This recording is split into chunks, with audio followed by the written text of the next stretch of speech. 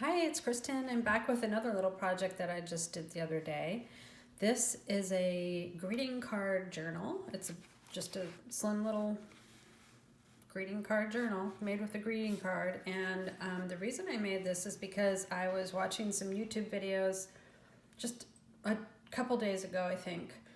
And Natasha at Treasure Books posted one about making a greeting card journal, and I was just instantly on it. I had to, even though it was probably already like 8 o'clock at night, I came up to my studio and I started making one.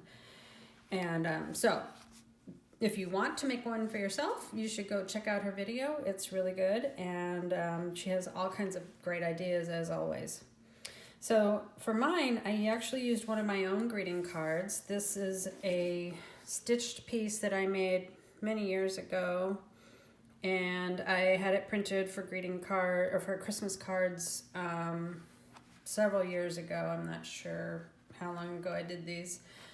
But I've always, had a few hanging around, and I thought I'd just try doing this. And they're printed on this really nice, it's a thick cardstock that would be really good as a cover.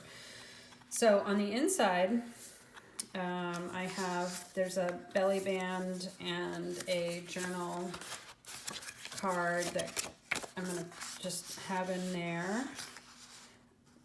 That is Natasha's idea, and I did have to kind of fiddle with it to make this kind of stay in there. So I haven't done very many belly bands, but I've wondered how you make them nice and sturdy so the things don't fall out all the time. And I actually glued it, and then I had to come in and put in a little bit of extra double-sided tape to make it a little narrower, and that was really tricky, and I wouldn't recommend doing that. So try to get it as close as possible to the right size from the beginning, and you'll do much better than me. But it worked out okay, and I really like the way it looks. I actually had the original plan, which was this just a folded tag that was going to go in there, and that was too thin. So then I tried the double fold on this one, and it was still just a little too loose. So then I added that extra double-sided tape, and it worked out. So I love that little technique there. All right, so I put that one in the back page. So on this page, she had a star ornament attached at the top, and I don't know exactly what I'm going to do there, so that's just left plain for now. This is an envelope. So the envelope, the way she did it, she used the envelope that came with the card to make as part of the signature. And I actually didn't have the envelopes with the cards. I can't even remember exactly what the envelope looked like, but the ones that I had this card would fit in were just a little too big. They stuck out like 1/4 of an inch on the top and bottom, and that was too big. So I found one that was just slightly smaller, so I thought I'd use that one. I put a little bit of cardstock on the front of that, but there's a pocket there. I used tea-dyed paper, and this is just regular, colored copy paper.